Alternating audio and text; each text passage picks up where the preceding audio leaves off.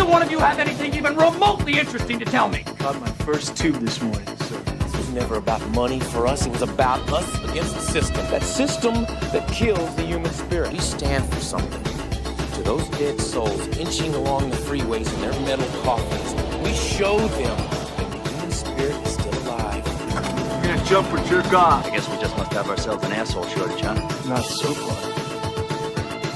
Hello everyone, welcome to Kill the Cast presents Jerry Hates Action. This is going to be a series where we basically look at why I don't like action movies and try to figure out what I do enjoy about them, what I don't enjoy about them. Am I right? Am I wrong? It's all up for debate. So on this episode I am joined by Kenneth, and we will be tackling two movies chosen by Kenneth, which is American Ninja 2 and Point Break. Point Break is the original 1991 one, I guess. Because someone decided to remake that, apparently. Yeah, and the remake, I mean, it was decent, but it would have been better if it wasn't called Point Break, because there was the only thing that was similar to the original is one or two scenes of surfing and the character names. Everything else was not similar to it at all.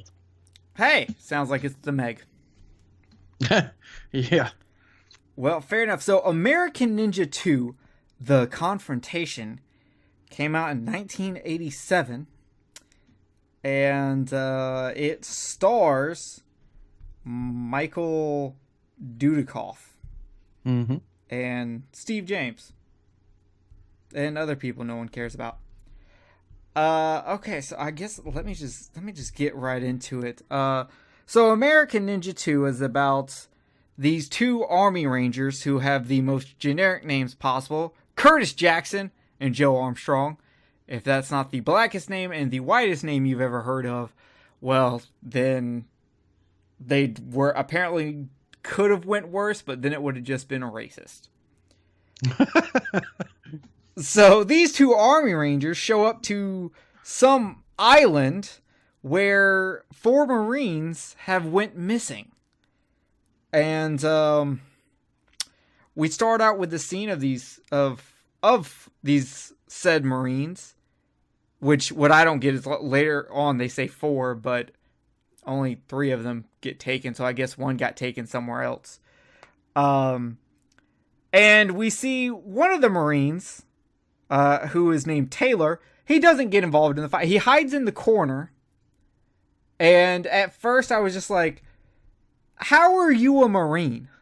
Marines are supposed to be the best of the best, and you're hiding in the corner as your dudes get beat up, but later we find out why. We won't get into that yet. First we have to understand, so ninjas are showing up and kidnapping Marines for some reason. So the Rangers, Curtis Jackson and Joe Armstrong, show up to meet Wild Bill, which is their Marine CO. He has a mustache. He looks like if the gym teacher from A Nightmare on Elm Street Part 2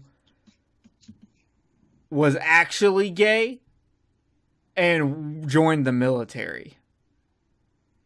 I don't think so, man. He kind of gave me the dude that played him kind of gave me a little bit of a Val Kilmer vibe. Yeah. Funny enough, this Wild Bill guy is named after a G.I. Joe character and is actually designed like a G.I. Joe character, so there's that. So they find out Taylor is the guy who survived the ninja biker gang, and he's nervous and he bites his thumb and he does not look like a Marine. So while our 2 Ranger boys get into a boat and go to an island they are invited to with some of the other Marines, our nervous Nellie Taylor unplugs one simple cord from under the dash of the diving boat and then claims the engine is messed up. This obvious trick is obvious. This obvious trick is obvious. Yeah, it's pretty obvious. It literally takes Armstrong like 5 seconds alone with the boat to figure out that, oh, dude unplugged the boat. And then a bunch of ninjas show up. And here's where my first problem of this movie takes place. These are the worst fucking ninjas I have ever seen. They all suck. The ninjas in the Foot Clan from Teenage Mutant Ninja Turtles the movie fight better than these guys. They are bad. They pose no threat. Also, you're a fucking ninja. It's ninjutsu. It literally means hidden. Don't yell when you jump off the rock to surprise your enemy. What the fuck training did they put you through? Because that is just fucking awful. I like, white man can't jump. No, white man can't jump without yelling, apparently. Yeah, well, man, I mean, like I said, when I picked this one, and the biggest thing that this has got going for me is the nostalgia factor, because I watched this when I was a kid. So when I was a kid, it didn't matter how bad it sucked or anything else like that. It was just cool to see Ninja on the screen and to see, you know, the guys in the black ninja suits and so on and so forth. And then when you get later, further in the movie, you get to see them in different colored ninja suits, which, you know as well as I do, man, that, you know, you basically stated it a few minutes ago. You didn't basically state it, you flat out stated it. You know, ninja means hidden.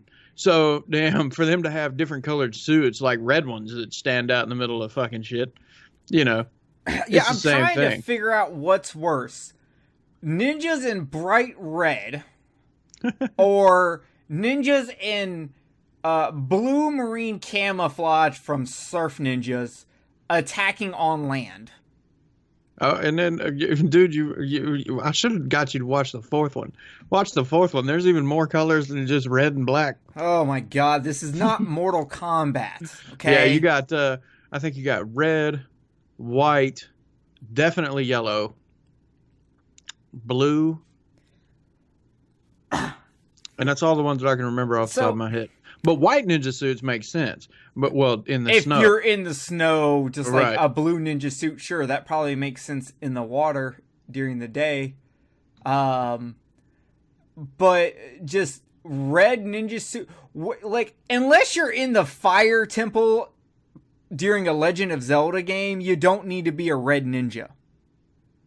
It just doesn't make sense. And I'm sure, you know, I think you're right. If I would have saw this as a kid, and I'm pretty sure I saw one of these ninja canon movies at some point as a kid, I'm sure I would have been pretty thrilled with it. Though I think even then I would have called their fighting slow, because honestly, the Power Rangers fight faster than these guys.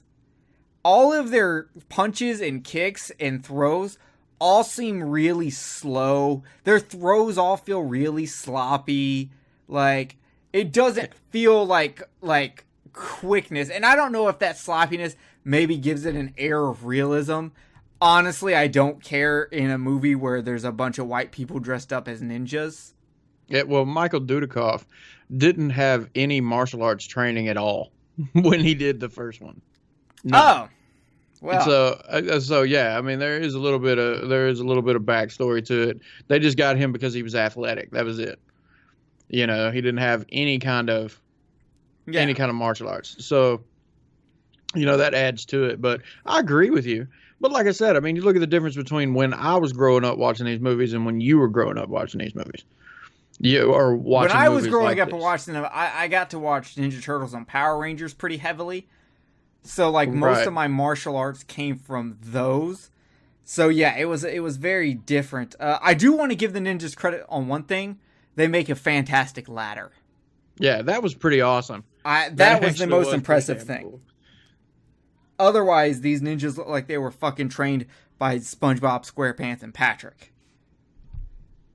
And then later on, Taylor leads Michael Dudikoff after their battle and, you know, whatever, and on the beach and whatnot, which I'm going to agree with Jerry. It wasn't the greatest in the world, but like I said, it's all about nostalgia.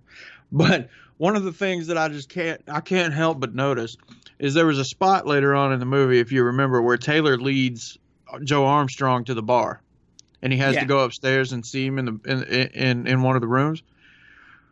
I don't know if you noticed this, but it looked like Joe was wearing a cup the entire time. Yeah, so our first real fight scene involving the American Ninja was basically Goofy Ninjas versus Baywatch. Yeah. Also, I'm not even done with this fight scene. A ninja sword broke through another ninja sword. Okay, first of all, they're both they're the same ninja swords, okay? It's not like one is better than the other. Neither one of them look like they've done battle, so I don't think he hit in a certain spot to asunder the blade or something. That was just ridiculous. What about the spear? When he throws the spear, and it's like 3 fucking feet away from Joe, but he still does this like dramatic turn, like he just dodged the spear. Yeah. All these and like at one point, so cheesy. Like they're just catching arrows in midair and then throwing them back, and I'm just like, what the fuck? Also, when they report this to Wild Bill, the not Wild Bill, but the other guy was like the mean old bastard. Yeah, one of them. I can't even remember who it was at this point, but someone was like, "What the hell are ninjas? How do you not know what a fucking ninja is?" Well, back then, No, I don't get in '87. You don't know what a ninja is, dude. It wasn't as widespread as it is now. Like you got to think, in the man, late '80s, early '90s, it was all about ninjas. Yeah, but see, that was where it started. All that stuff started with martial arts movies in the '80s. Because damn, if this was the '70s, I'd agree with you. But it's the late '80s. I'm telling you, even in the '80s, because the biggest martial arts thing that got the biggest thing that brought martial arts to the regular everyday public was Bruce Lee in the early '70s, and then you got a gap again after that when Bruce Lee died after Enter the Dragon. The only other thing that people knew was Kung Fu, that show. And so it kind of died off again. And then the martial arts craze started coming back. I mean, you still had movies like, you still had characters like Black Belt Jones and some of the other guys. But the big heyday of it didn't really kick in until the early 80s. And then you had movies like Bloodsport and shit like that and Kickboxer. But the ninja craze did not start until the late 80s. I don't know. I just feel like even in '87, he should know what a fucking ninja is. If you would have interviewed the cast of fucking Mama's Family, every single person on there would have known what a ninja is. I disagree. Well, all right, we'll leave that one up to the audience. In 1987, is it okay for you to not know what a ninja is? And the same thing, you got to think about it, man. I mean, you think about older people. I mean, not even just this character, but older people and stuff like that. You know, we didn't have the widespread of information that we've got now. And so, damn, if you didn't go see some of these movies, like with fucking Van Damme in them or something like that, the only thing you probably knew at the time was Bruce Lee. You know, the Japanese culture was not widespread back then. All that shit didn't, the real major spread of Japanese culture didn't start happening until the mid-90s. I don't know. I still just find it ridiculous. But you might have a point. I can't beat you on that one, so I will concede to that. But what I will say is the old guy is still an idiot, because right after everyone is told by Wild Bill to keep this whole thing secret, the old sergeant goes out in public and yells at them about ninjas. And clearly in front of other fucking Marines. Right, and then that acting, you know what I'm saying? We're sitting there, and it's like close up, focused in on this dude, and he's trying to be so serious and whatnot. And I'm just like, you know, I couldn't take it seriously. Like I said, it's so cheesy, man, but I love it. I love it. And then I got to go to another scene of, are you fucking kidding me?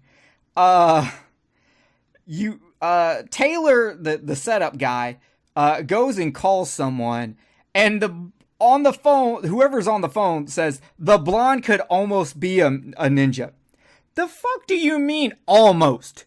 He whooped over 10 of your ninjas' asses without breaking a sweat on a beach in the heat. Oh, yeah. So what do you mean fucking almost? Is he not a ninja because he wasn't wearing ninja garb? Yeah, they definitely wasn't on Ninja Assassin level. That's for damn Yeah, sure. get the fuck out of here. So it's literally they've been on this island for what, 2 days? Taylor sneaks into our American Ninja's room and he's like, "Do you know the blind beggar?"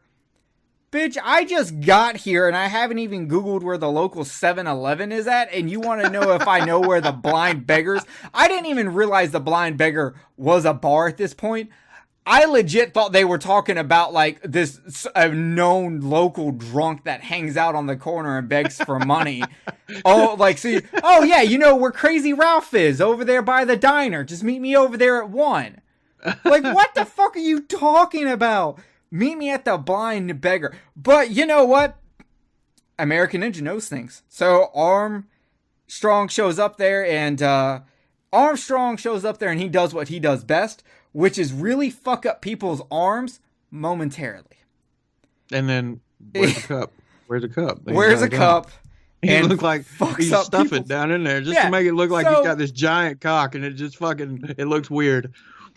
I'm not even going to go into the homoeroticism of action movies yet. Especially ones that do not even try to balance it out with female nudity. You barely get tiny glimpses of hot chicks in this movie. It is so wanting you to focus on the Ripley muscles of this fucking Apollo Creed knockoff. Anyway, so yeah, Armstrong starts fucking up people and he's cracking arms, which apparently doesn't, I guess he just, like popping someone's knuckle, it's okay, because one of the guys, he clearly cracks his arm, shows up later, like literally 5 minutes later when him and Taylor are up in the room with no problem to his arm. He just slings that motherfucker, man, and pops it back into place, and he's good to go. Apparently. Like Hero Ewing, Gundam Wing, just fucking pops that dislocated shoulder back in. Fuck it, let's go. So yeah, then we go up to the room and we have another fight scene that's just as boring as the fight scene we just saw. And we learn the lion owns Blackbeard Island. The lion owns the island, the lion owns the island, the lion owns the island, the lion owns the island, the lion owns the island. If you can say that 5 times fast, you are a better man than me. So yeah, Taylor is a dead man, but let's also point out that these ninjas suck so bad that even Taylor heard them coming. Right. Once again, who trained these ninjas? I need to know. So we find out that the professor owns Blackbeard Island, and the professor. I'm sorry. Okay, you said it 5 fucking times, and then you can't remember. No, okay, I'm sorry. No. Here's the thing.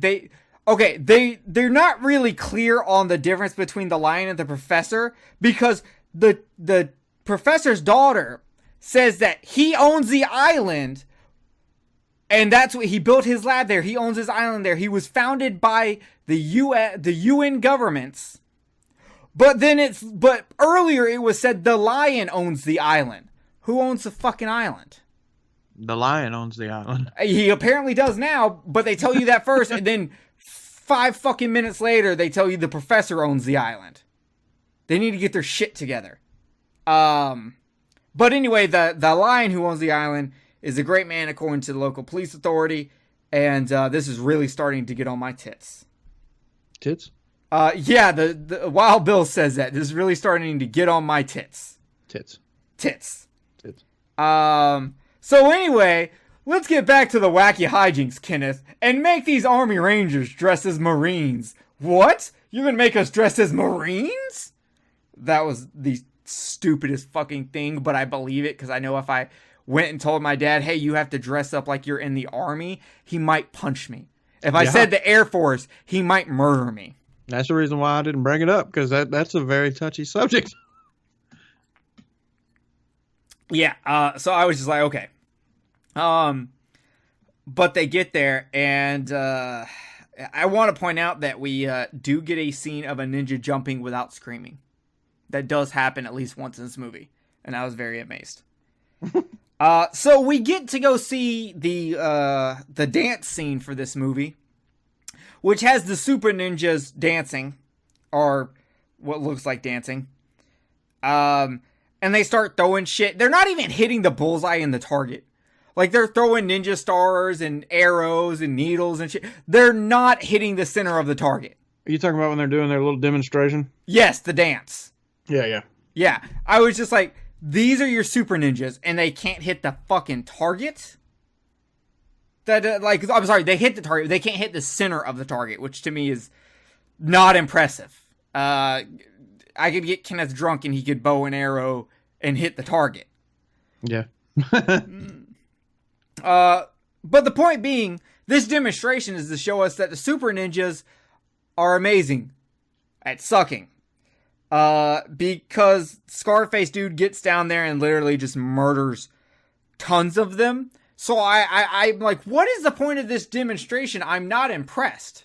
You're point of the demonstration, above anything else, whether they sucked at throwing the stars or shooting the bows or whatever, is that they were loyal and willing to die.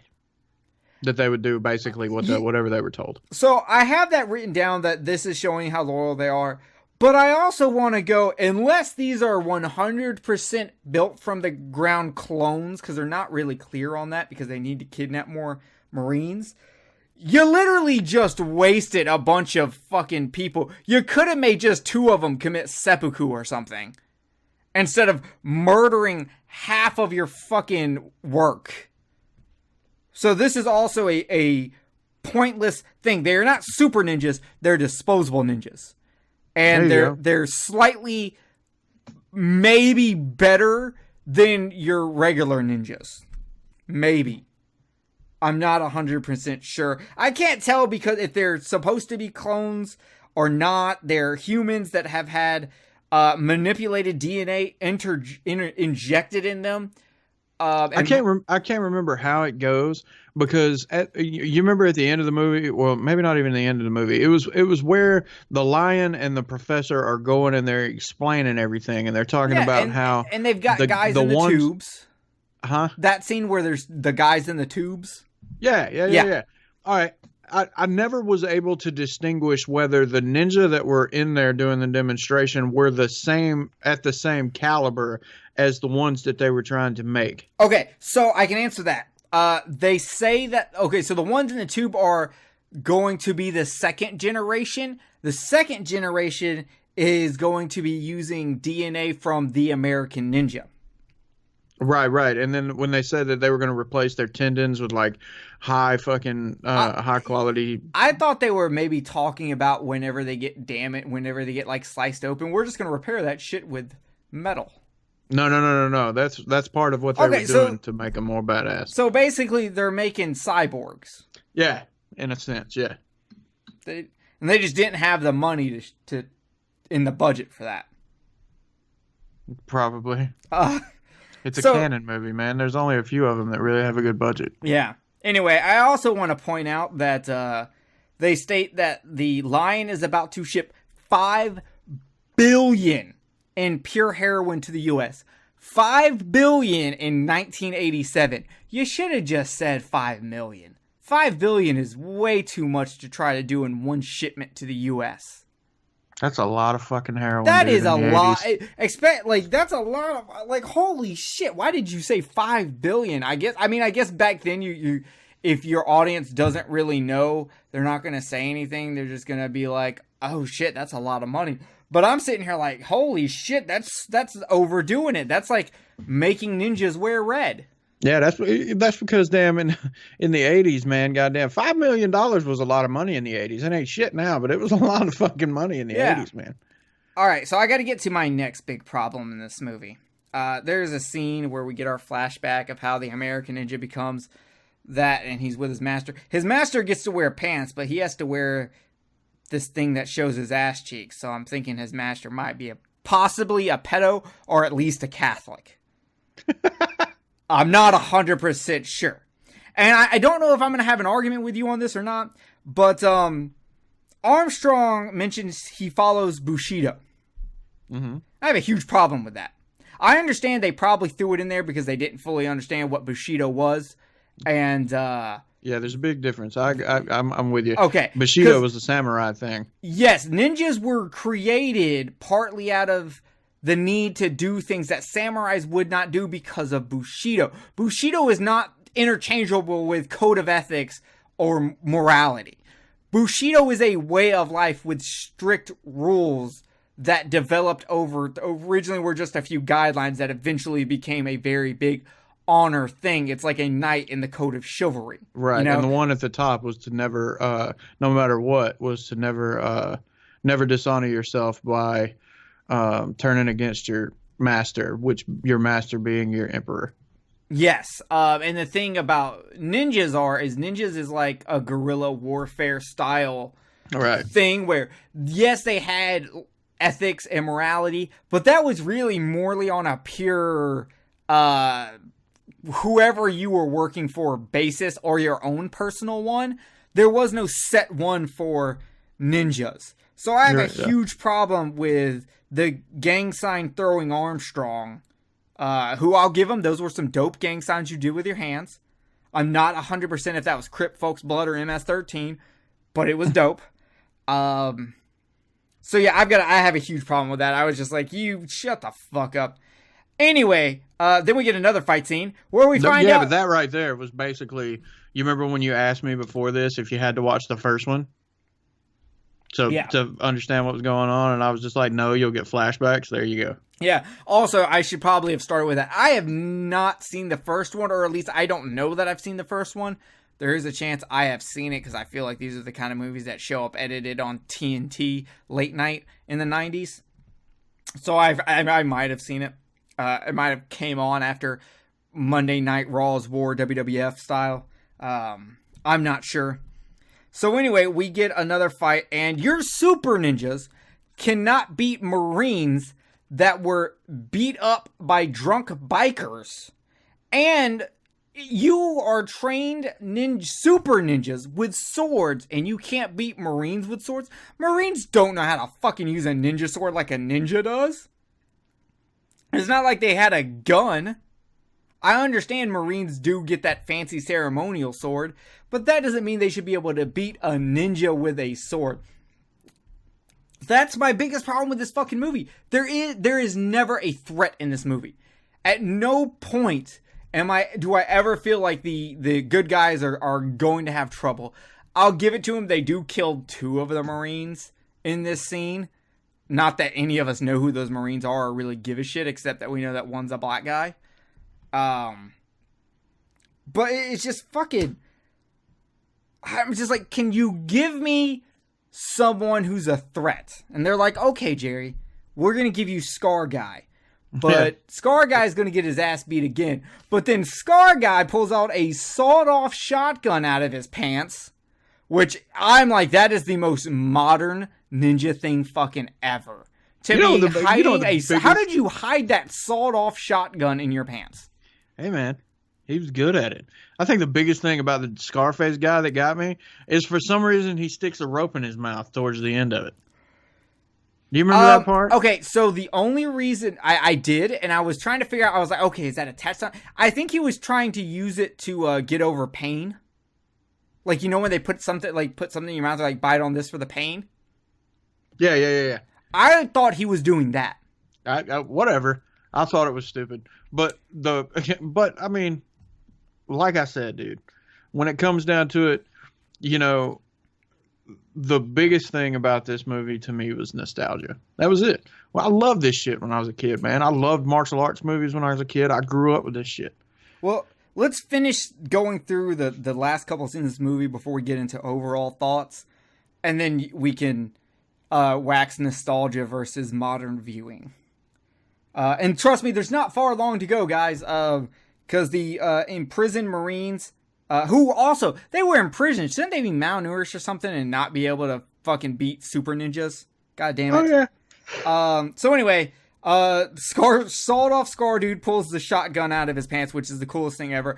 But he still loses. Professor Guy kills Lion Guy with explosions. They all get out happy and all that shit.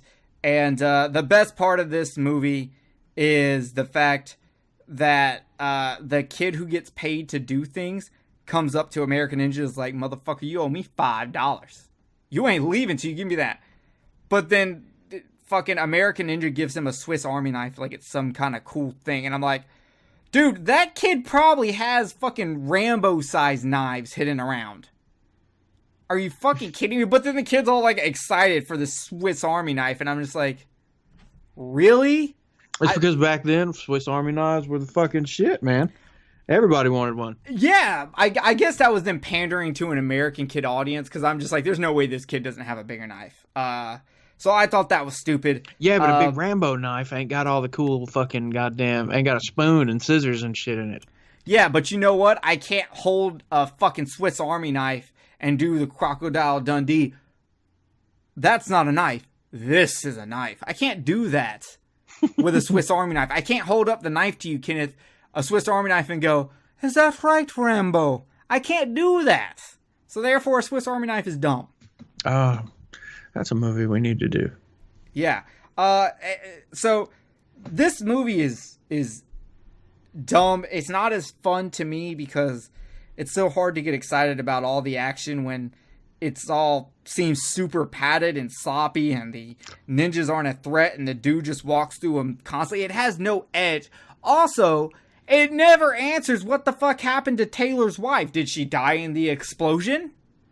She's never mentioned again. She was never saved, even though fucking the American Ninja was like, I can for sure help you. I'm the only one that can help you. You never even tried. Yeah, I'm assuming she was a crispy critter. Yeah, I agree. Anyway, so Kenneth, you picked this movie for me. So it's time for you to wax nostalgia and tell me what it is about this movie that you like in the face of everything I've said. Well, like I said, when I was a kid, I didn't know all the shit that I know now, obviously. So, damn, the fact that you see Ninja in different colored suits, as a kid, it was awesome. You know what I'm saying? It's like seeing the Ninja Turtles with different color bandanas instead of all red. You know, it was just fucking cool. And damn, you know, when you're a kid, man, you know, like when I was watching this movie, man, I was like 5 years old, 5, 6 years old. So it's like, you know, you're not thinking about how fucking shitty the fight scenes are and all the rest of that stuff. You're not thinking about that kind of shit. You're just thinking about the fact that you're seeing this dude and he's fighting ninja and you're like, wow, you know what I mean? And you're just enjoying every bit of it and stuff like that. Because like I said, I grew up watching martial arts movies and I was really into the aspects of ninja when I was a kid. So anytime I got a chance, that goes back to what I was telling you earlier about how we didn't know back then the things that we know now. Like now you can hop on the internet and you can learn every fucking thing about the history of ninja, what they did, you know, the fact that the suits were only a nighttime thing. Most of the time when ninja went out during the day, they were dressed like fucking normal everyday people. Most of the tools were based off of fucking gardening tools, you know, shit like that. You know, most of their weapons were based off of gardening tools and things like that. I didn't know all that shit when I was a kid. The only thing that I had that had any kind of information on ninja was a fucking book that I wish I still had. I think it was called The Art of the Ninja. And damn, it was written by a white guy. You know what I'm saying? It wasn't even written by an Asian person. It was written by a white guy. And so that was the only thing that I had. The book was cool as shit, and it was the only one that my parents could find for me as a kid. But damn, the only other time you saw shit like that, man, is every once in a while if you picked up a Black Belt magazine, you'd find in the back where you could fucking order, you know what I'm saying, by mail, a ninja suit. That was about it. You really didn't have a whole lot. So the American Ninja movies, man, were pretty much the only thing that we had other than, like, you know, Ninja Turtles. That was pretty much it. And then we had movies like fucking Enter the Dragon or Kickboxer or Bloodsport. You know, all those movies that had martial arts in them but didn't have ninja in them. Yeah, most of my ninja knowledge came from Teenage Mutant Ninja Turtles, and a few NES games like Shinobi and Wrath of the Black Manta. Right. And then you also had like Ninja Gaiden. Yeah. Those were one of my favorite games. Still is to this day. Yeah, those are kind of my knowledge. But I decided that I'm gonna rate the movies, but I'm not doing a 1 through 5 or 1 through 10. I'm giving this a through F rating to see if it passes or fails for me as an action movie. And this movie gets a D, mostly because there's one explosion that was so unimportant I didn't bring it up, because it really doesn't matter. None of the enemies are a threat. So it's hard for it, like, at least if they were a threat, it would have been exciting. Most of the fight scenes are pretty lackluster and lame. The only fight scene I had kind of a good time with was when Action Jackson Curtis, or Action Curtis Jackson, Curtis Action Jackson, whatever I want to call him. As an adult, he's probably my favorite character. He is awesome. He is in his ripped Marine suit, just throwing people around and popping off one-liners. It's like him. a cartoon. Yeah. So, but all in all, I have to give this a D rating because it just did not do it for me. And like, obviously it's going to be kind of hard for me to give high ratings, but if it at least makes me feel like I watched an accomplished action movie, then, it can at least get above a C. But this can't even get a passing C for me. This is an easy D. I won't give it an F because there were a few things I did like. I didn't sit through an hour and a half of nothing happening, which would have been an F. So I give it a D for American Ninja 2. Well, at least you gave it that. And, I can appreciate that you didn't give it a failing grade. But D is a failing grade. It's just not it almost made it. I don't know.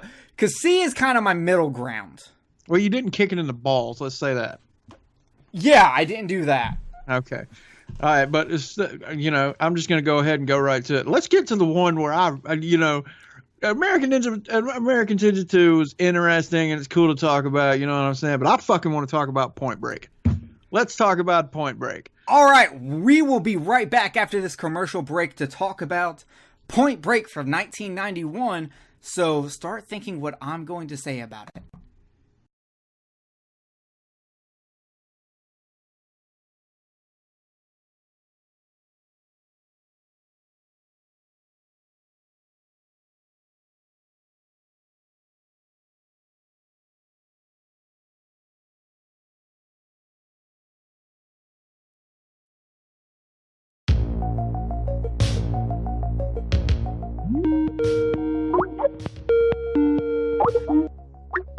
Hey, Paul, what I was thinking is that we need to cut a promo. Yeah, I've been working on some ideas. It's just, I don't really know where to go with it exactly. What if I got like a filter where we could just kind of talk normally and we can have kind of a script, but then Yes. I can like filter it so that one of us will have one kind of voice and then one will have the other. I want to put my request, make me as Freddy Krueger. Can you do that? Maybe instead of the voices, what if we tried to like write a skit, develop a whole thing, and we have a backstory, but I don't know, that might be kind of too long. So Oh, like screeching cars and explosions and fireworks and yeah. Well, what about I like it. Maybe instead of doing a filter, we could just like reach out to Robert Englund himself, and maybe he can just record a promo for us sometime. Do you think? I mean, we might have to like raise some money. We can do a Kickstarter and we could just throw it out to like Robert Englund and just all kinds of actors, and I think people will do that. I think. Sure, why not? Well, you know what? I don't know. Maybe we're overthinking this whole thing. How about if we just tell people where to find us? I like that. You can find us at Who Will Survive on iTunes, Stitcher, on the Legion Podcast Network, and on the Raw Live and Unedited Podcasting Network. Also on Facebook and Instagram under the same name. Oh wait, can we do it underwater with that- piranhas killing me? That And would then- kind of be brutal. And if that doesn't work, then you can do the regular promo. All right. Well, just get in the water and I'll go get some fish. All right, cool.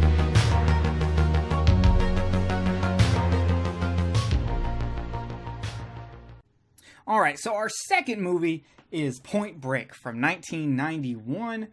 This stars, Patrick Swayze, Keanu Reeves, my boy Gary Busey, Lori Petty, my other boy, John C. McGinley, because I love him. And it's directed by Catherine Bigelow, no relation to Deuce Bigelow. Okay, so I guess I need to get... first of all, I want to say... Keanu Reeves in this movie has bad acting. Just from the get-go, his acting is bad. No. You disagree with that? You think his acting is good? I think the acting that he does in this movie fits the character. I mean, there's a couple of spots in the movie where I'm just like, okay, what the fuck was that for? But overall, I mean, the stereotypical thing that you get where everybody says that Keanu Reeves will never get out of that surfer Bill and Ted kind of thing, well, it fits in this movie. You know what, though? I did not feel like he, at any point, felt like a surfer dude. Every time he uttered one of those surfer lines or said bruh, it made me cringe. It did not work. It did not sound good. Reeves in this entire movie is one of the most wooden performances I have ever seen. No. Yes, dude. Oh my god. Hold on. Where's one of the things I wrote down that I was just like, this is really bad? Because I wrote less notes for this movie because, like, I was like, all right, he really said I'd like this one. So I was just, like, really focused on like, just watching it. Oh, yeah, when he's on the phone leaving a message for Tyler and he's like, fuck, why can't I say what I really mean? That scene should have won a Razzie for the worst acting ever. Like I said, I mean, don't get me wrong. There's a couple of spots. Like there's a scene where, and the thing, we're not doing a walkthrough through Point Break. If you're listening to this and you've never seen the movie, okay, because everybody's fucking seen that movie. Except me. Yeah, but if you haven't seen it, and your American Ninja is a little bit more obscure. This one, if you hadn't seen it and you're listening to this podcast, then sorry. But there's a scene where right after they go through that whole thing where they raid the guys and the other agent, you know what I'm saying, is fucking bitching at Keanu Reeves and Gary Busey because, you know, how could the guys have robbed the bank when they were in fucking Fort Lauderdale? Yeah. That's right after that where he's just looking down at the floor and he's like, shit. And I'm like, what the fuck was that there for? Yeah, this movie constantly feels like it has a lot of, like, just unnecessary stuff. The movie feels very overproduced to me. Like, that one was probably the biggest one for me. That was the one where I was like, man, what the fuck? Yeah, and there's just things in this movie that I just go, really? Like, all of a sudden these California surfers know about a college football player for the Buckeyes? Yeah, absolutely, man. Back then, that was the thing. I mean, I'm not surprised at all that, you know, you've got guys that are surfers and, you know, whatever. Because even if you watch this movie, the typical characters of surfers, these four guys are not your typical. They're not the rest of the stoners that you see in the movies just sitting out on the beach. They're not the same. And so they just enjoy surfing, you know, to the extreme. And it does not seem like a very far-fetched idea for me to have guys that fucking follow football and surf. I guess football does primarily happen during the off season for surfing. Right. And seeing you got the other thing, whereas you and me are not into football. You know what I'm saying? At least I'm not into football at all. I'm absolutely not into football. Yeah, so we're not going to understand that, but since I know people that are hardcore into football, I know motherfuckers, man, that goddamn you wouldn't believe could tell me shit that happened fucking 10 years ago in football. You mean my dad? Yeah, your dad's fucking all about college ball. Yeah, I only own I own two football jerseys, a college football jersey and a pro jersey. Both I got from my dad for two reasons. One, if you with that, you can go to a football party, and football parties have amazing food. Wings and chips and dip and all. It's fantastic. And two, you know what? I like football jerseys. I don't like watching football, but you know what? My Ravens jersey looks awesome. Right. So those are the two reasons I have football jerseys. But see that in itself, I mean, that'll pretty much explain it. You know, for them to know, for Patrick Swayze's character, for Bodie to recognize after a little bit, damn, Johnny Utah, that is not that far of a stretch for me. Yeah. So, I think it was hilarious to see day for night scenes in a big budget movie. That was fucking just great. I was laughing my ass off. Which I understand, it is probably really hard to film surfing scenes at night. It's not like I can truly blame them for doing day for night scenes, even though they could have just done early dawn scene or something and it still would have worked with the scene. Well, I don't know. I guess it's just because they're supposed to be doing it's supposed to be pitch blackout, even though you're right that for the most part, you can always tell when they're fucking filming it during the daytime and bringing it down. Yeah. Also, this movie is filled with like every possible cliche in the book, which makes it really easy to call everything that'll happen in this movie as long as you've seen other movies, especially the two movies that I feel ripped this movie off, which is 1995's Heat. Holy shit, are they similar? And then the one that's so similar, it might as well be a fucking remake, The Fast and the Furious. It is literally the same fucking movie as Point Break. They just switched it out for fucking car culture instead of surfer culture. I mean, and that's true. Hell, you know what's crazy?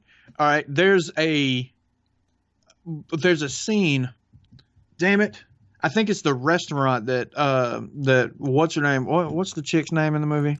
I don't know. Vin Diesel's sister. Not Vin Diesel. I'm not talking about Fast and Furious. I'm talking about Point Break. What's her name? Tank Girl. Yeah. Whatever. Oh, what is her name? Oh, her name's Tyler. Yeah, Tyler. All right. The restaurant that Tyler works at is the restaurant that fucking damn Vin Diesel and Paul Walker ate shrimp at when he was telling him about Race Wars. It's the same restaurant. They even had shrimp because that's what Keanu Reeves ordered was shrimp. That's what I'm saying. So it's like, shit. It was the same restaurant. So you're right. I mean, I'm not going to deny the similarities, but the thing about it is, look at the difference. All right, look at the difference between when Point Break came out in 1991 versus damn Heat and fucking Fast and the Furious. You know what I'm saying? I mean, Point Break was probably one of the first of its kind for that style of movie then. You know, it may not have been the first, but it's around. Are you talking about in the sense that it took the undercover agent thing and put a new spin on it? Right. Okay. You know what I'm saying? Versus now, where it's every fucking where. Yeah. So imagine what it would have been like to see this movie then if you hadn't seen all the rest of that. Yeah. But unfortunately, I hadn't. So, like, it was clear that Patrick Swayze was the robber, and the other asshole servers are a clear diversion in the plot. And there's a lot of little things that annoyed me in this movie. Like, the dude, right during the raid, the neighbor continues to mow his lawn the entire time, even though gunshots are going. And I'm sorry, he would have heard shotgun shots over his little tiny mower. I don't know, man, because inside the house, and I know this from personal experience, shooting a gun inside of a house, you really cannot hear it outside. It sounds like it's not even as loud as a firecracker. Okay, well, you know what? I will have to concede that argument to you because I do trust your opinion on guns. So I'll give you that, and I'll take that away. But of course, we have the wrong guy undercover officer cliche where the people he thought he was going to bust, turns out there's someone else being undercover there. That one is a cliche that's been done well before this movie. Okay, but let me ask you, when Anthony Kiedis shoots himself in the foot. Oh, the dude from Red Hot Chili Peppers? When he shoots himself in the foot. That was pretty funny.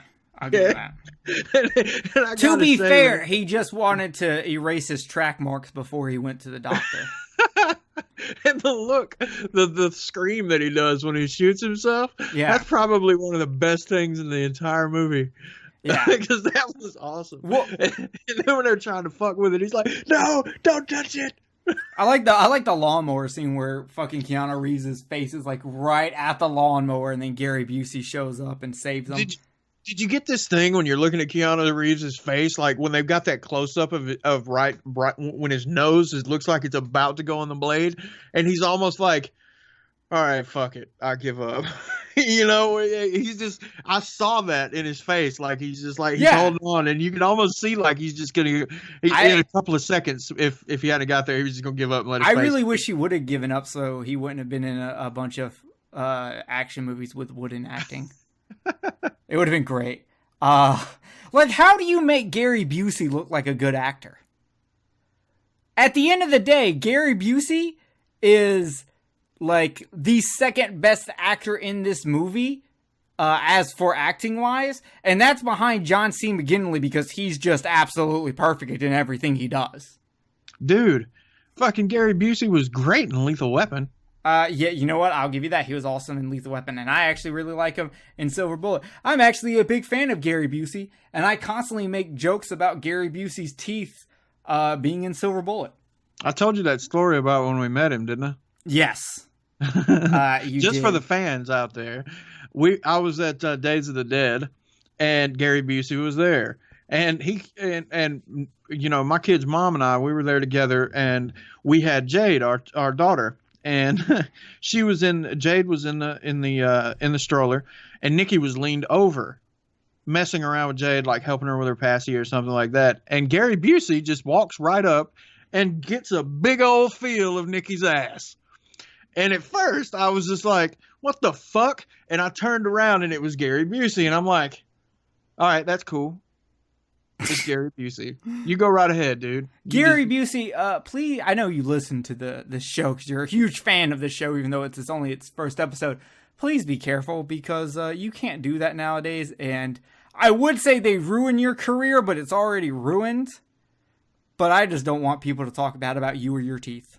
Hey, the bad thing is, man, is Gary Busey probably, if it hadn't been for that motorcycle accident he was in, dude. Yeah. That fucked his head up. Because I thought he was great. I did too. You know. And then, what was the other dude? Fucking damn. John C. McGinley? Cox. Yeah, Dr. Cox. I fucking love him. Just, if he's in something, I'm all about it. That's another reason why I thought you'd like this, is the moment you saw him, I was just like, Jerry's going to love that. It brings a joy to my heart. His timing is some of the greatest timing ever. No matter if he's giving a serious line or a comedic line, his timing and acting is just fucking flawless. I've never seen him act in a way that I was like, that was terrible. No, it's amazing. It's beautiful. He is just fucking wonderful. I mean, that whole scene where he's yelling at him in the office. Oh, was that's just great. Fucking superb, man. I love it. So I also want to say, it was actually funny because I've had this happen before. So I was calling that right before this happens. I'm like, Keanu Reeves and Tyler get woken up to go surfing, and I'm like, oh great, he's gonna go out here and someone's gonna lose their shorts, and he's gonna see the tattoo on the ass, and that's going to make him figure out who it is. And then they go surfing, and he sees someone ass, but I can't see if it's close enough to see the thank you part. I don't think it was there. I don't think it was there. So I was like, okay, slight point off, but I'm still saying I called this. Because literally right after this, he goes and has his talk with Gary Busey where he's like, it's them. Right.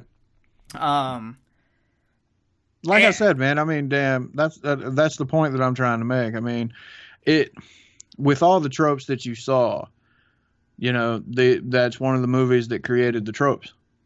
Yeah, because then we get the Fast and the Furious trope of missing on purpose, and he doesn't shoot Patrick Swayze's character in The Mask after he's forced to go skydiving and then robbing a bank.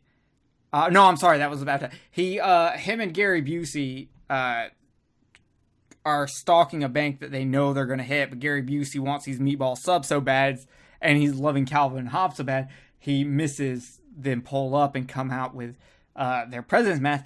Can't blame Gary Busey there. Calvin and Hobbes is one of the greatest comic strips to ever live, if not the greatest comic book strip to ever show up in a Sunday's newspaper. I really would like to try one of those meatball sandwiches. Those meatball sandwiches looked pretty good.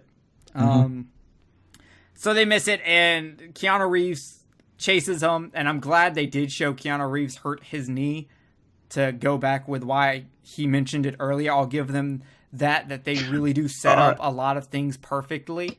All right, what about the chase scene, man? When they're running. That fucking chase scene was awesome.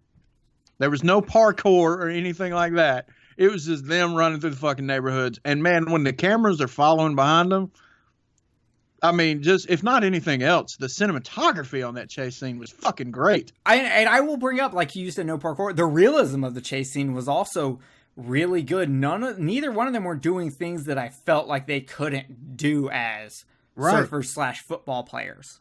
That's what I'm saying, man. I mean, to me, that was probably one of the best running chase scenes that has ever been filmed. It was awesome, for realism. Because now, you see shit like don't get me wrong, it was awesome. But at the beginning of Casino Royale, where you got Bond chasing the other guy, and you got all that parkour shit. Yeah, you know what I'm saying? It was awesome because that movie probably is what put parkour really hardcore into the film industry, but it wasn't realistic, and this shit was realistic. And like I said, that's probably one of the best ones I've ever seen. Yeah, I do think one of the things Heat really takes from this movie is the two things: the relationship between Keanu Reeves and Patrick Swayze's characters, and the realism of everything. So of course Tyler then finds out that Keanu Reeves is a FBI agent, and they break up, and we get one of the worst scenes ever filmed of Keanu Reeves acting. But you got to see Tank Girl's ass for a split second. You did get to see Tank Girl's ass for a split second, and no one can complain about that. Isn't the actress's name Lori Petty? Yes, it is. That just came to me. I would like to just come to her. I hear you. So, Patrick shows up and basically kidnaps him without kidnapping him, and takes him skydiving. And it's an interesting thing because it's basically Bodhi's believes that this will clearly bring him onto their way of life. This is an experience that will change him. And there's another thing that I want to bring up. You talk about Keanu Reeves as wooden acting, but at the same time, in that scene where Bodhi comes in and he's helping Keanu like fucking get his socks and all that shit to take him out skydiving, you can clearly see just from the emotion in his face, the confusion of whether, damn, maybe I wasn't right. He's still on edge, like he's trying to get his gun and whatnot. But there are a couple of moments there where you can see the confusion in his face, where he's like, was that really him? That may be something I'd have to catch on a second rewatch, because I didn't feel like any confusion of did he do it. I felt it was more of him trying to figure out what's their play. Are they going to kill me here and now? Are they taking me somewhere to kill me? I didn't get any. But even if you look at it that way, the same thing. I think Keanu Reeves portrayed confusion, no matter whether you take it your way or I take it my way. Did the portrayal of the confusion without really having a whole lot of dialogue in that scene. Yeah, he had the same look on his face when you pretend to throw the tennis ball for a dog, and they're trying to figure it out. I agree. He had that down. Yeah, but the dog is genuinely trying to figure it out versus Keanu Reeves having. Keanu Reeves, I believe, in this movie was generally trying to figure out if he should continue acting. So his acting is not that bad, dude. It's fucking... Dude, it is bad, especially considering all the good acting in this movie from people that are no-names. Oh, yeah. And all right, and something else that I want to bring up real quick before you go into the next part is... and I may have said this to you before, but I can't remember. Did you notice that when, he's sitting there and Keanu Reeves is telling Gary Busey about when he followed the guys that day and where he followed Bodhi go, and one of the places was Patrick's Roadhouse? Oh, yeah. The Roadhouse reference. Yeah, I thought that was pretty cool. Want me to blow your mind even more? Sure.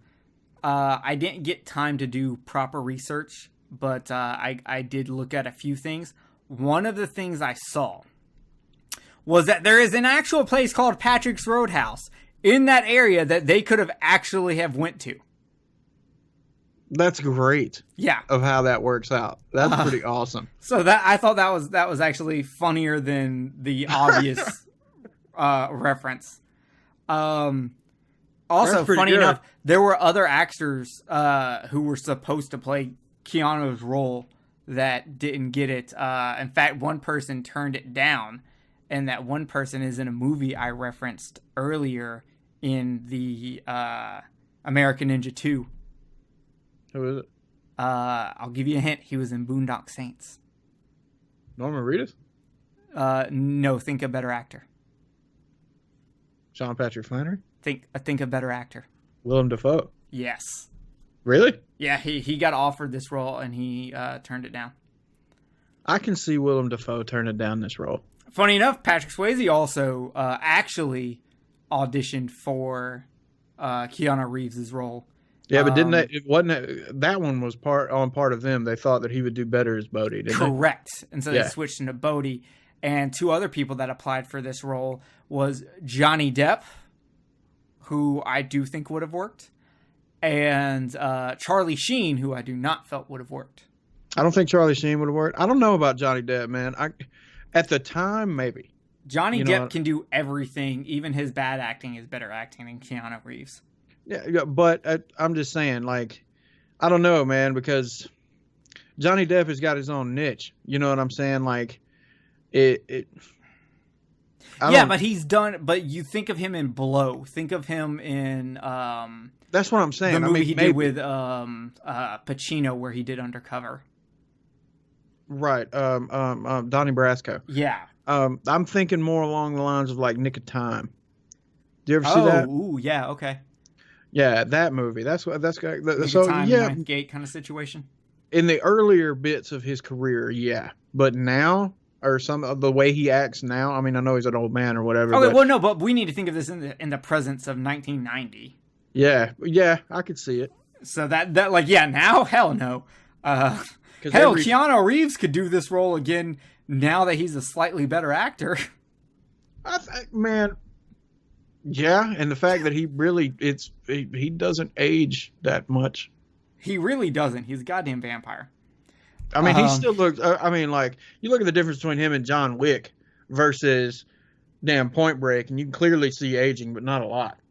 Yeah, it's mostly in how he got he's got like slightly Wolverine better aging. acting skills. Yeah, he's got like Wolverine aging. Yeah, pretty much. So one of my favorite lines in this movie is, "Johnny, you're gonna jump out of a perfectly good airplane. How do you feel about that?" I like the whole, and I love the whole backpack switching scene, because like they're true. Like Keanu Reeves is trying to figure out, are they fucking with me? Because I think they're giving me a bum bag, but then they just switched out all these bags. Were they smart enough to try to like actually plan this out, or know which bag he had to end up with, or what? Like that scene is actually one of the better scenes in the movie. Are we gonna fucking jump or jerk off? Yeah, that was actually a really good scene. Probably my favorite scene in the movie. The short-haired guy in the Ex-Presidents, the one with the short hair, he was really a surfer. Yeah, one of the other guys in the Dead Presidents was a surfer. I think it was the younger one. Yeah, the younger long-haired guy. And I think he's the one that died of a drug overdose before he actually made it to 25. I read a thing where one of them didn't make it to 25, which is how old Keanu Reeves' character was, and there's a whole joke in the movie about you're never too don't you think you're too old to learn how to surf now? And the one guy died of an overdose before he could actually before the age of 25. Which is crazy, because you remember there was one dude in there that said, "I'm not going to live to see 30." Yeah. And I wonder if that was the same one. I wonder. Probably cursing too yourself. Much Sublime. Yeah, all right. So then we've got the skydiving scene, which feels very reminiscent of the Lost Boys. That whole thing was very Lost Boys to me. Would you go skydiving? Yeah, if that ends up bad, I just die. No, I mean if I paid for it, would you go? Yeah, probably. Because like I said, if that fucks up, you just die. Yeah, we're going to put that on the bucket list, sir. Me and you going to So, yeah, skydiving. I'll do that. Yeah, we're going to go. So after they land and give enough material for the opening of the Mighty Morphin Power Rangers to steal, they find out that one of the assholes from the group kidnapped Tyler. He's the one that you don't see that often. Rosie, yeah, who likes to put his boot in campfires for some reason. You could tell he's the muscle. Yes, 100%. So, fast forward a little bit to a bank robbery that goes bad because Bodhi had to go against his normal rules for how they've been getting away from this stuff because he got too greedy because he was pushed this time by having an FBI agent. He's obviously starting to lose his cool and lose his nerve. And you have people actually dying. One of the guys dies from the fucking... One of the guys dies. The youngest guy, he dies inside the bank. Yeah, he gets shot in the neck, I think. Yeah, and then Bodhi also kills a off-duty police officer, and then one of the other guys gets shot, but he lives for now. To Bodhi's credit, though, that fucking damn off-duty police officer was a cock. You know what I'm saying? You even got the other guy being like, no, don't get up. Yeah, actually, you know what I'm saying? The security undercover guard. officer got the security guard killed. Right, that's what I'm saying. If he'd have just laid on the fucking ground, nobody would have got shot. Correct, because no one was opening fire. If someone would have opened fire, I'd be a little different about it. But no one was opening fire. Fucking get over it. Either way, so Keanu gets arrested, but then Gary Busey knocks out John C. McGinley, which is a sentence I never thought I would say. And Keanu Reeves goes and chases them down, gets put in the helicopter with them after Gary Busey dies. Fuck you, Keanu Reeves. That is 100% your fault. And they get on the airplane, and now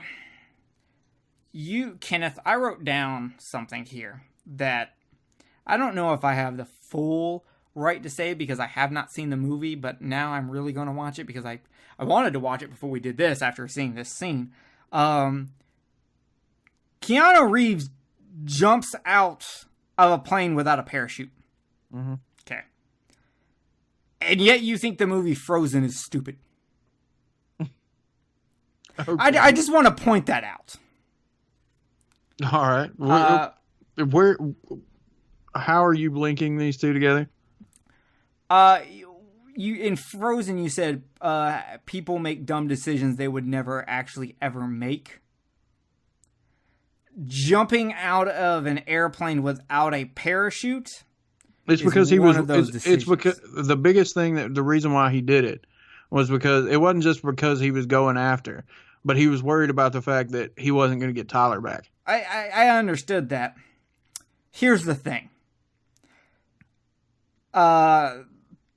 Two of Bodhi's friends died while they were loading. I am almost fucking positive, and I can't prove it unfortunately unless I go back and watch scene by scene, that there was another parachute pack on that airplane. I can't remember. I'd have to go back and I'd have to. You'd have to go back scene by scene to try to even figure it out. But I still think roll the dice probability here. There's another parachute pack on that airplane. Maybe. I don't know. Probably. I mean, I guess it was just for the interest of the scene. But it was grab the gun instead of the parachute. I get it. I mean, but the same thing. I mean, if you really want to break it down, I mean, the whole time, the only thing that he was thinking about was Tyler. At that point, he didn't give a shit whether fucking Bodhi got away or not. Because if Bodhi had called up there, because if I'm not mistaken, wasn't there a spot where fucking Bodhi was talking to Rosie or something on the plane? He was talking to Rosie. He was like, meet us here, and then he doesn't tell her to release Tyler, and then he jumps. Right. It's because there's like a time frame. Yes, but right. The fucking 30 seconds it would have taken him to at least check for a parachute. Yeah, it doesn't take long to put on a parachute. Yeah, but you got the time to put it on.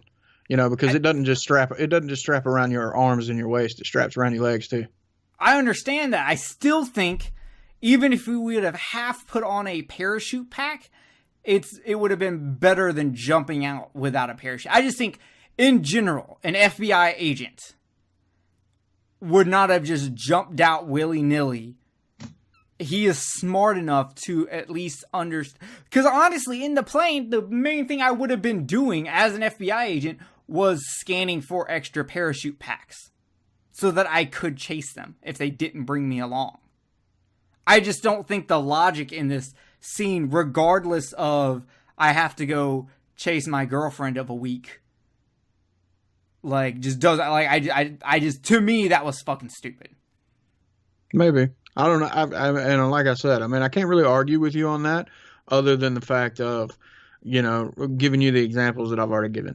You know, of him. I mean, because we can't see whether there was possibly one in there or possibly one not, whether he made the right decision or anything. All I know is what the reasoning that the fucking movie implies of why he jumped out without it. Yeah, this is an example of there's no winning between us because there's no real way to prove either one of us right or wrong. Right. And both of our sides are opinions, and they're both based with pretty good logic that the movie's given us behind it. There is enough case to say that, oh, he's an FBI agent. He would have already been looking for the stuff. He would have been going that route. At the same time, he's obviously crazy in love with this chick and has become more of an adrenaline junkie and risk taker that he probably would have jumped out without a parachute. Right. And you know, you're on the side of the spectrum where you would assume that he would look around. I'm on the side of the spectrum where if he knows that there's not one, or he just doesn't give a shit. Yeah, it's very hard to say. So he goes down there and he drops the gun so he can pull the parachute, which the other thing that bothers me in this movie is the talking while free falling. Yeah, I would imagine that probably isn't possible, but then I actually watched an episode of Mythbusters where they tested that out, and it is almost impossible to have a conversation while free falling. How fast are you moving when you're doing that? Did they say? They did, but I don't remember. I just remember them saying you can't actually do that. Though they did prove you could catch up, because I guess they were emulating this movie because they had it where someone jumped off free falling. And then someone jumped off later chasing them. And they were able to catch up. Because if the other person is flat, where they have tons of wind resistance, and the other person is coming down like a torpedo with less wind resistance, you can 100% catch up. Oh, yeah, that's totally possible. They do shit like that all the time. Skydivers do shit like that all the time. Yeah. A person has a terminal velocity of about 200 miles per hour when balled up, and about 125 miles per hour when their arms or feet are fully extended to catch the wind. So if you're out in the X thing, you're going at about 125. If you are, I would imagine if you're fucking shooting out like a torpedo, you're probably running at about maybe 180, 190. So I can agree to that. And with that being the case, then I would completely agree with it being difficult, extremely difficult, if not impossible to talk. Because I know it's possible to talk to somebody when you're going through the wind at about 80, 85, because I've done it. Yeah. You know what I'm saying? With somebody on the back of the bike at 80, 85 miles an hour with the wind going by, it's not that difficult to talk to somebody. But it's different when we're talking 150. Yeah, at 150 miles an hour, I imagine you're probably right. Yeah. But, you know, it's a movie. So, the movie, we get to the movie's end after, you know, of course, Keanu Reeves gets Tyler back and all that blah, blah, blah, and fucking Swayze drives off with Rosie. We get to Australia. There's a big storm, and Utah shows up, and he is going to the beach, and he's asking people, is anyone going out there? No one's going out there. It's a crazy storm. It's the storm of the century that was talked about earlier. The 50-year storm thing. Once again, good job, script writers. I'll give you that. So he shows up there, and he throws the mask down at Bodhi's feet, and they start doing their jibber jabber, and they start fighting, and Keanu Reeves handcuffs them, and the police are showing up, and then we've got, on one hand, Reeves talking about how he has to pay for what he did. People he trusted died because of him and his actions. He's got to pay for what he did. And on the other side, we've got Patrick Swayze as Bodhi saying, I lived for this, to catch this wave. I need to go out here. It's my destiny. I've got to get on this wave. So, during this conversation, I wrote, he better not let him go to that wave. He does not deserve that wave, according to what Keanu Reeves' character has said. I mean, and the only reason why I let him go is because he knew he was going to his death. But it's bullshit. You can't literally sit there and act like he's a bad person who does not deserve anything but going to jail, and then let him have his own way out just because you learned something from his way of life. He still is responsible for one murder and multiple deaths by association. That's the only thing. That's the only way that I can It's just argue a it. bullshit ending to me. It's literally Utah going, hey, you know what? Fuck it. My partner died, and your friends died because of you. And two innocent people died because of you. But you know what? Fuck him, Brody. You're a good guy. You go out there and die the way you wanted to die, the way you intended, in your brave and way. You deserve it. No, fuck that. It's a shitty ending that's written to be fucking nice and poetic and make Keanu Reeves' character seem like he has escalated into a higher understanding of life because of his time with Bodhi, where his cliche ass then walks away and is like, he's not coming back. And then he throws his fucking badge into the sand like goddamn Dirty Harry, who's already done this whole fucking thing. And then he walks away and the movie fucking ends. Fuck this movie for not having the balls for Keanu Reeves to look at Bodhi and go, Bodhi, people died because of you. You don't deserve that wave. And taking his ass to jail. And I think, I think the whole throwing away the badge and shit like that, even though, you're absolutely right about the Dirty Harry thing. I think it was what it was implied is that damn Keanu Reeves knows that what he did was fucked up, and that he's just like battling with himself, I guess, about what he did, even though it was fucked up. But at the same time, I mean, I think that he was just like, well, he's committing suicide anyway. Fuck it, let him go.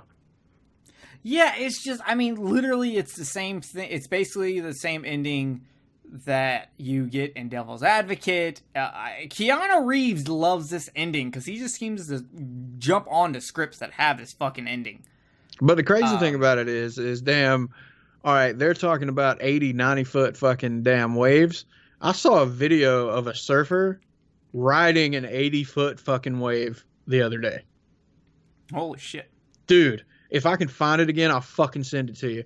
I was like, because it was close up, you know what I'm saying? Like the video was close up and you see the guy riding the wave and then it backs out and you see how fucking big it is. And I'm like, if that fucking thing crashes on that dude, he's going to die.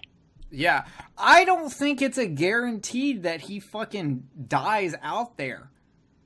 I guess we'll never know because they never made a sequel. And I feel like, you know what's funny? I actually read that they did want to leave a slight open ending to it to make a sequel. And even though this movie did really well in the box office, they scrapped the sequel. I'm actually surprised at that, to tell you the truth, because fucking, you're right. This movie did great. Dude, this movie on the rental scene went fucking crazy. It was one of the most rented movies of the early 90s. Right? And so, damn, I think, damn, this movie was fantastic. I mean, I think it was awesome, especially for the time period that it came out, because we didn't have the constant fucking tropes at the time. Because I remember seeing it, how old was I the first time I watched Point Break? Hell, I was probably, the movie came out in 91. In 91, I was fucking 7. Well, I was 8. 8. I was 8, and I think I saw it when I was like 10.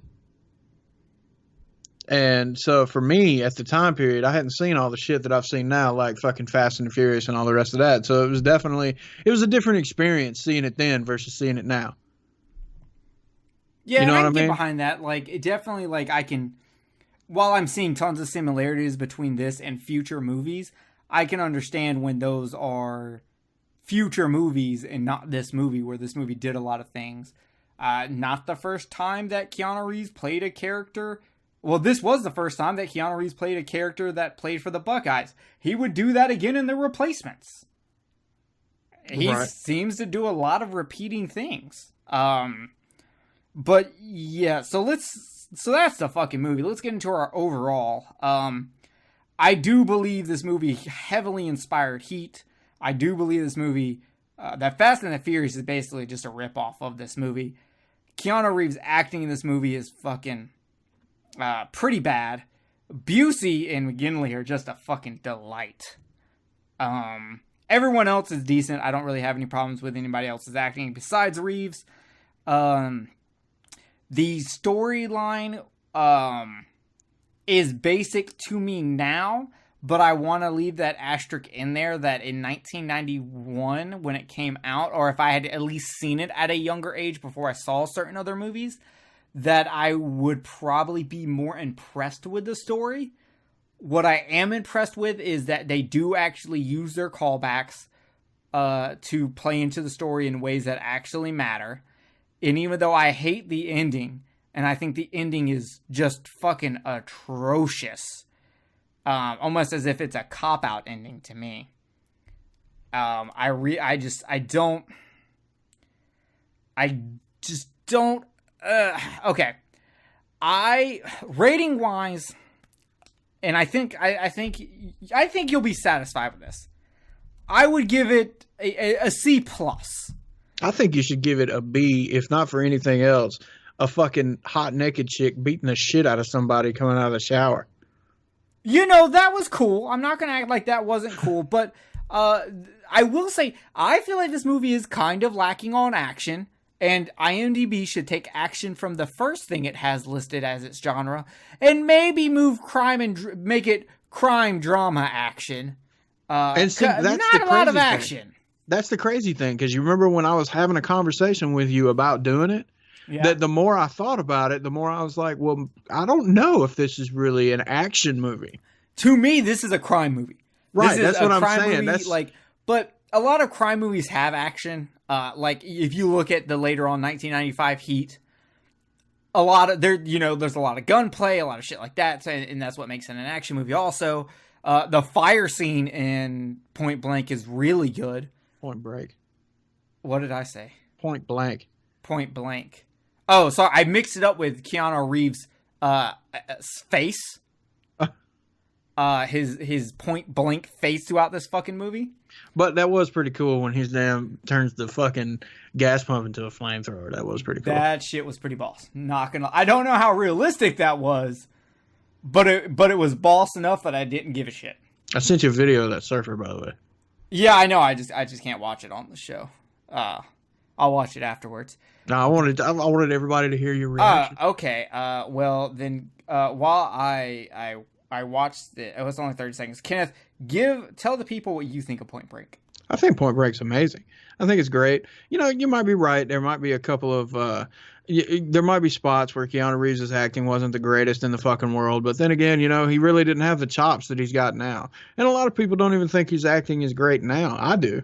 I think you really, like, for as much work as he's had, you can really see how he's become seasoned over the years. But I think it's a good movie. I think it's a staple for the early 90s. And I think that, you know, anybody that really is into cinema from around that time period should watch it, whether they like action movies or crime dramas or whatever it is. So I really enjoyed it. Yeah, I feel you. I watched your video.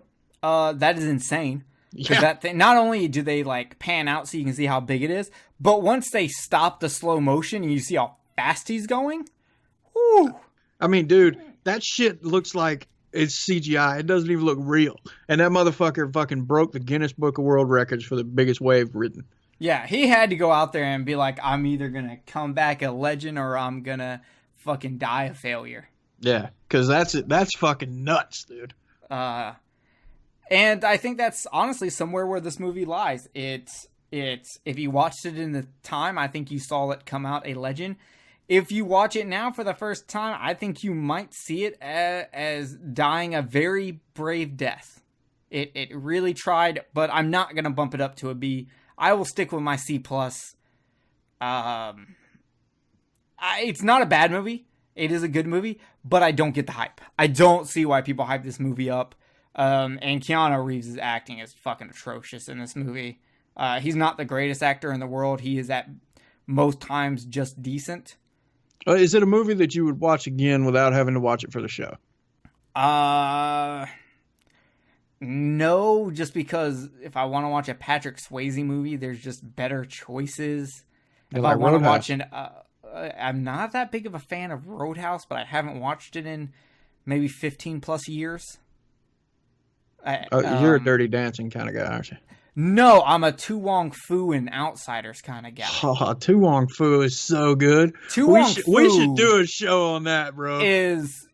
If you want to watch a movie where you have to see actors actually fucking act, Tu Wong Fu is that movie. It is a comedy gem that I don't think a lot of people have watched. Hell, I hadn't watched it until Reese made me watch it. And you know what? I've sat through that movie 3 or 4 times in our relationship, and it's fantastic. The acting in it is phenomenal. The storyline is great, and it is absolutely a gem of a movie. And if you want to see Patrick Swayze's ability to act, that's the movie you watch. Yeah, that movie was fucking great. I'm surprised you and I never watched it, because I've loved it since it came out. You probably thought I was gay enough that I didn't need to be pushed over the edge by the attractiveness of John Leguizamo. That's insane. Yes. That is insane. Especially since my favorite movie of his is The Pest. To go from that to Tu Wong Fu is insane to me. Can't do The Pest, man. Oh, I love The Pest. It's so good. Yeah, I can't do it. No, I tried to sit through it once. I don't really like it. Oh, when we start switching this up and do Kenneth hates something. It's not that I hate it. It's just that I just can't. I don't know. It's like, you know. That I know is what my movies form. you're going to choose when it's Kenneth hates something. Yeah, but The Pest is my form of dumb comedy. Like, I don't like Dumb and Dumber. Okay? I do not like that movie. It is just stupid to me. But The Pest is my type of stupid because it's the slightly outside of the box stupid. I guess that's why man. I like it. But then again, you know, there's people out there that like Step Brothers, so. I don't mind Step Brothers, but I would never stupid sit down and really watch it on choice. Or fucking Borat. So I gave American Ninja a D, and I gave Point Break a C+ for this. Our next episode, whenever it comes out of this little side cast we have, we already have the movies picked, and Jay will be on that one. And that will be Arnold Schwarzenegger's Predator and Tom Cruise's Top Gun. Now, the reason we chose Predator is if you heard episode 53 of Kill the Cast, where we talk about the Blob, we started that off with basically what birthed this show. Me talking about RoboCop, and Kenneth brought up the fact that I think that the RoboCop doesn't really have that much of a story, and it just pretends to, which Jay disagreed with. And then we got on the topic of Predator, where Jay had said that RoboCop has more story than I think it does. Kenneth said that Predator is the same way, that it has more story than most people give it credit for. And both me and Jay disagreed with him, which is odd, because I don't know how you look at RoboCop, think that has social commentary, but don't think that Predator has a story. So it had RoboCop's got enough for where, I don't know if you saw it, but I picked up the fucking Blu-rays from Walmart. I don't think that's because it has a hardcore story, Kenneth. I think it's because you like seeing people get shot 200 times in a row. That may be, but I still got them. So thanks to whoever it was that I can't remember now. You know, it was someone on Twitter. His Twitter name is Raiden. Hold up, I'm gonna see if I can pull it up real quick. Where's my search? His name is at Call Me Raiden on Twitter. That's at CallmeRaiden. Shout out to you for telling Kenneth about the RoboCop at Walmart. As you can see, he went and spent his hard-earned money on it. So Call Me Raiden. Huge shout out to you. Everyone go follow him on Twitter. He is a delight. Apparently delight is my word of the day. Well, thank you, and thank you directly from me, sir, because I did. I actually took that tweet and I ran with it and picked them up last night, as a matter of fact. Yep, he put his money where your tweet is. Yeah. So appreciate that, dude. So yeah, we would love feedback on what you think of these two movies, how you feel about me talking about these two movies. Do you think I was fair? I'm trying to be fair as I can, but I can't. I'm not going to fake liking a movie, but I am trying to be fair. I'm not going to like completely shit on them, even if they involve the worst ninjas to ever, the worst ninjas in ninjadom ever.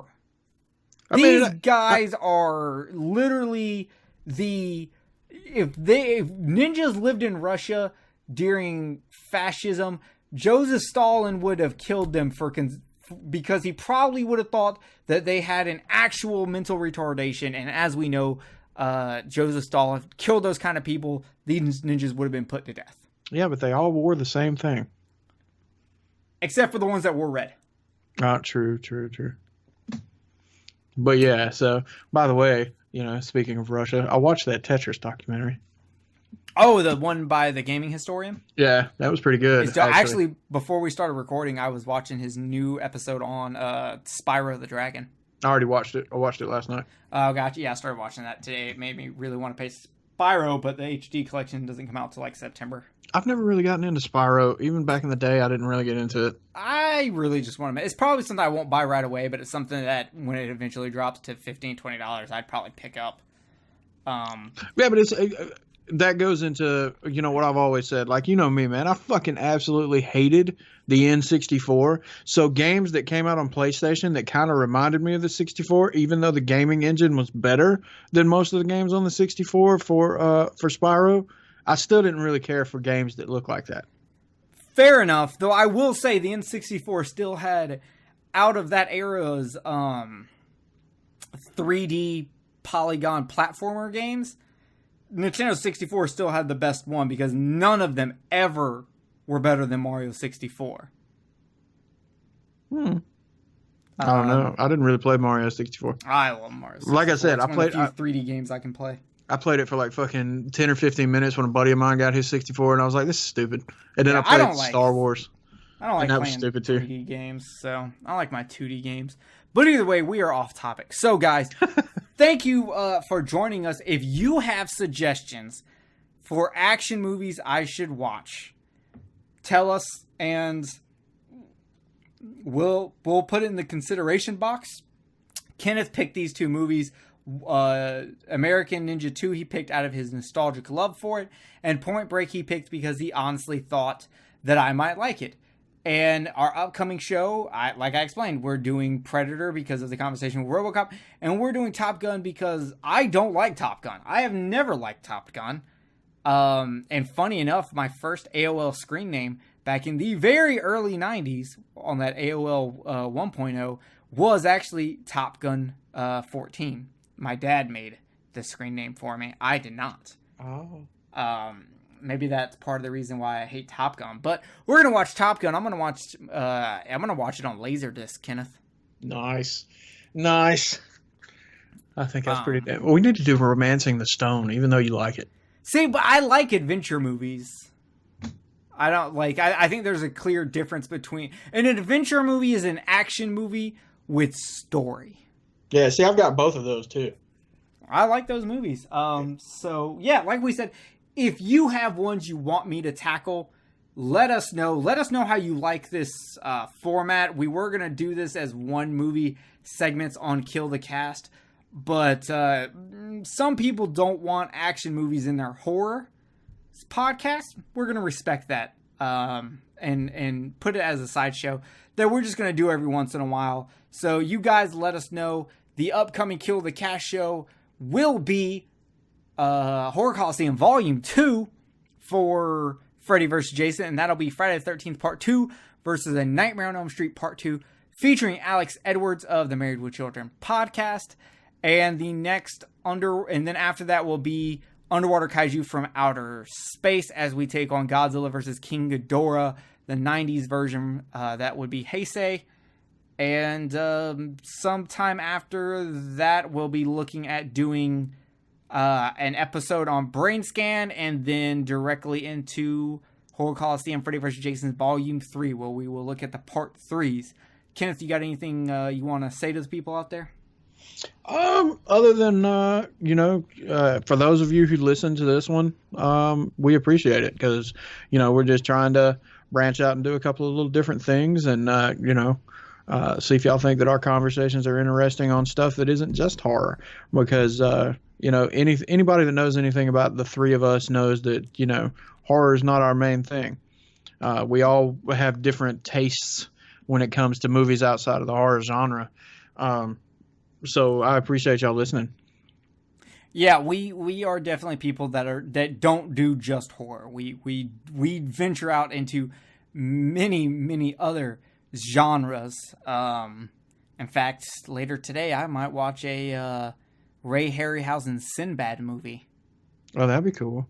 Yeah. I think I'm gonna finish Jumper when I get off of here with you, and then I don't know what I'll watch later because I got some cleaning I need to do. So I picked up Lucy on Blu-ray, by the way. Is that the Scarlett Johansson one?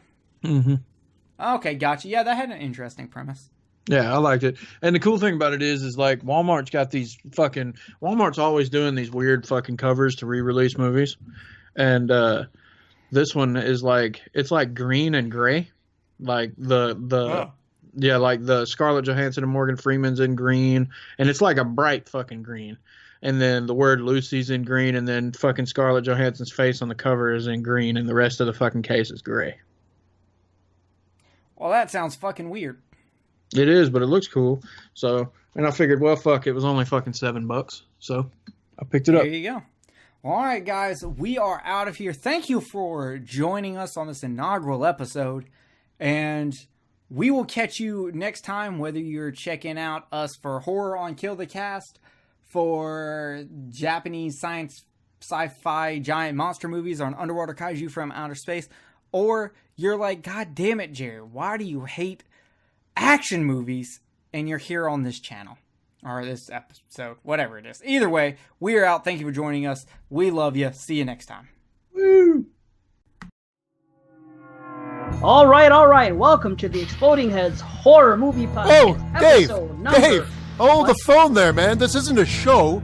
It's a promo. Oh, sorry. Oh, my bad. I'm sorry. Wait, a porno? With just the three of us? Oh. Well, I guess I'm game if you guys are. No, you idiot. A promo. Oh, promo. I knew that. I was just cracking wise. Okay, can we do this now? Wait, looks like I lost my notes. What are we gonna do? Of course, okay. Look, I'll handle this. All right, everybody. I'm Christian. You may know me from TJF 13. This guy over here, that's Dave Z. You may know him from Banana Laser, The Skeleton Crew, the ABCs of Hidden Horror. And this guy over here, that's Brandon.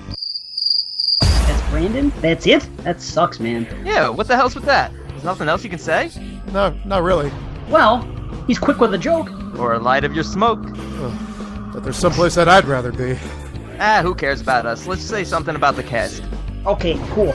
We're the Exploding Heads Horror Movie Podcast. We review, dissect, critique, and make fun of horror movies new and old. Sounds a little bit cliche, but I guess it's okay. Dave, why don't you tell them a little bit about some of our big shows, like the 40 Years of Horror, our top 50 slashers, even our classic format of pairing a new and an old movie together. Yeah, and how I have to edit like 3-4 hour shows twice a month just because we watch and review so damn much. Yeah, and how we do feature-length reviews, shorter length, round-robin reviews, top 20 topics, and a lot of fun interaction with listeners. That about covers it. All right, sounds good, guys. I knew we could do it. Tell the fine folks out there where to find us, Dave. Oh yeah, Exploding Heads Horror Movie Podcast can be found on Horrorphilia.com, the Horrorphilia Network, LegionPodcast.com, Apple Podcasts, Stitcher, Google Play, and anywhere that fine podcasts are heard. All right, that's a wrap. Now, guys, tell me, what's the deal with this porno? Are you the caboose or the engine? Them's the jokes, folks.